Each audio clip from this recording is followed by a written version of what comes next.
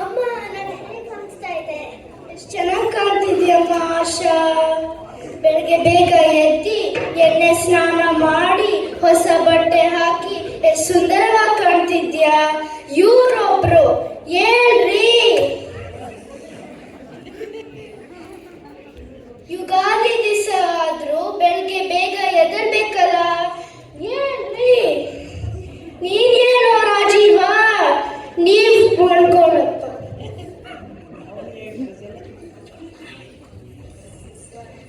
ಇವತ್ತು ಗಾದಿನ ಇನ್ನೇನ್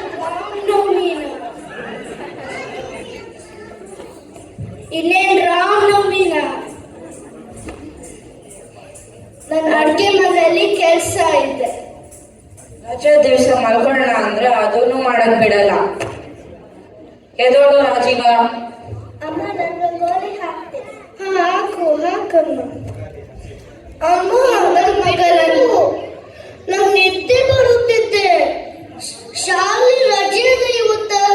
ಇವರಿಬ್ಬರ ಕೆಲ್ಸ ನಾ ಮಲ್ಕೋತೀನಿ.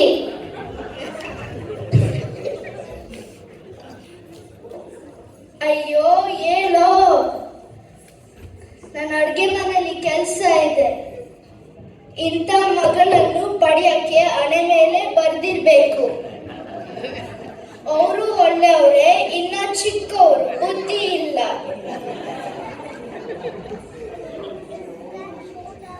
ಬಾರ ರಾಜೀವ, ಎಣ್ಣೆ ಹಚ್ತೀನಿ.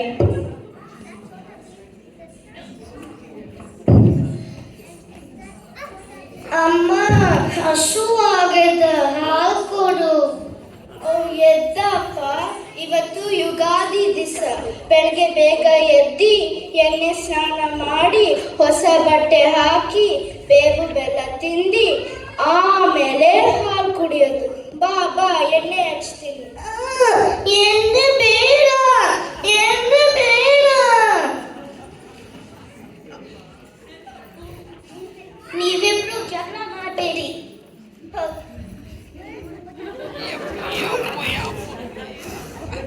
ಹೋಗೋಣ.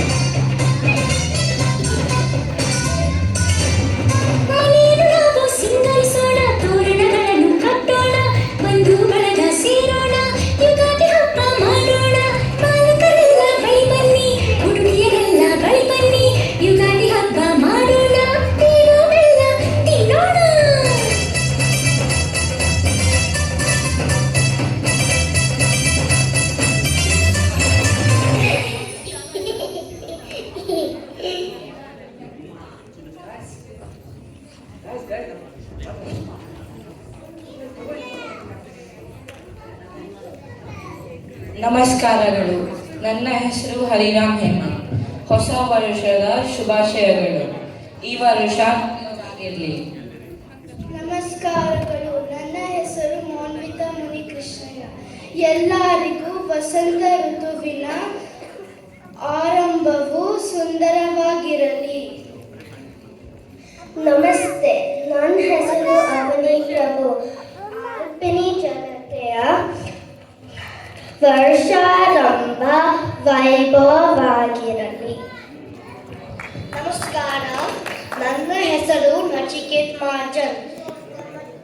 ನಿಮ್ಮ ಈ ಹೊಸ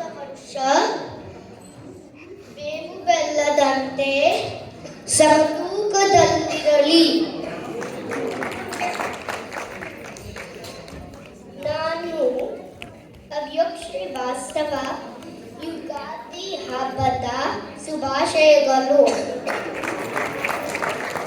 ನಮಸ್ತೆ, ನಾನು ಹೆಸರು ಅದಿರಾಪುರ ಅಸತ್ಯದ ಬಾಬು ಬಲಿಗೆ ಹಾಗೆ ದೆಬ್ಬ ವರ್ಷ ಪೂರ್ತಿ ಕವಕವಿಸಲಿ.